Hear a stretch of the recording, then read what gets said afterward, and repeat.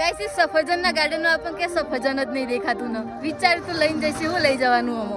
તો આજે આપણી ટ્રીપનો ત્રીજો દિવસ છે. હવે ફરવા આવ્યા હોય એટલે વહેલા ઉઠીને બ્રશ કરીને રેડી થઈને અમે આવી ગયા બ્રેકફાસ્ટ કરવા. આજે જવાનું છે કુફરી, એટલે ફટાફટ નીકળી ગયા અમે લોકો કુફરી જવા માટે. હવે રસ્તામાં ગ્રીન વેલી ફોટો સ્પોટ આવ્યું એટલે બધા ફોટો પડાવવા માટે ઉભા રહ્યા. તો પછી આપણે શું કામ બાકી રહીએ. હવે અહીંયાથી છેક કુફરી મેઇન સ્પોટ સુધી અમારે હોર્સ રાઈડ કરીને જવાનું હતું. અને ઓનેસ્ટલી કહું ને તો મને આ એકે હોર્સ નતા લાગતા, બધા ખચ્ચર જ લાગતા હતા. પ્રિયાને અને મારા ખબર નહીં હોર્સનું નહીં ખચ્ચરનું બચ્ચું આવી ગયું. 2.5 થી 3 કિલોમીટર હોર્સ રાઈડ કર્યા પછી અમે લોકો આવી ગયા એપલ ગાર્ડન, જ્યાં અમને એક પણ એપલ જોવા ના મળ્યું. એપલ જોવા તો ના મળ્યું, પણ પ્રિયા જેવું એક સસલું જોવા મળી ગયું. આ લાંબા વાળ વધારેલા પ્રાણીને શું કહેવાય કોમેન્ટમાં કહેજો. અહીંયા અમારી લોકો જોડે ગજબનો દાવ થઈ ગયો. અમે લોકોએ ઝીપ લાઇનિંગ કરી તો ખરી, પણ હું ભૂલમાં રેકોર્ડ કરવાનું જ ભૂલી ગયો. પ્રિયાને પહેલેથી જ આર્મીમાં જવાનો શોખ હતો, પણ બિચારી જઈ ના શકી. હવે કોમેન્ટમાં એમ ના કહેતા કે એની હાઈટ ના લીધે. એટલા માટે પ્રિયા ગઈ કમાન્ડો નેટમાં, અને એના પછી હું ગયો એલિફન્ટ વોક કરવા. આ બધી એક્ટિવિટી કરવામાં એટલા બધા વ્યસ્ત થઈ ગયા હતા ને તો ખાવા પીવાનું ભૂલી જ ગયા. પહાડોમાં આવ્યા હોય એટલે મેગી તો ખાવી જ પડે ને, અને એના પછી અમે ભેળ ખાધી. પણ સાચું કહું ને તો બંને વસ્તુ ઠીકઠાક જ હતી. આજનો આખો દિવસ આમ ફરવામાં જ જતો રહ્યો, અને આપણા ગુજરાતીઓ ભેગા થયા હોય પછી ગરબા તો કરવા જ પડે ને બોસ. આજે શિમલામાં અમારો છેલ્લો દિવસ છે. હવે કાલે અમે ક્યાં જવાના છીએ તમે ગેસ કરજો અને કોમેન્ટ કરજો. બાકી આ રીતે વ્લોગ્સ તો આવતા જ રહેશે. તો આજનો વ્લોગ આપણે અહીંયા જ એન્ડ કરીએ છીએ. જય માતાજી, જય શ્રી કૃષ્ણ, જય શ્રી રામ.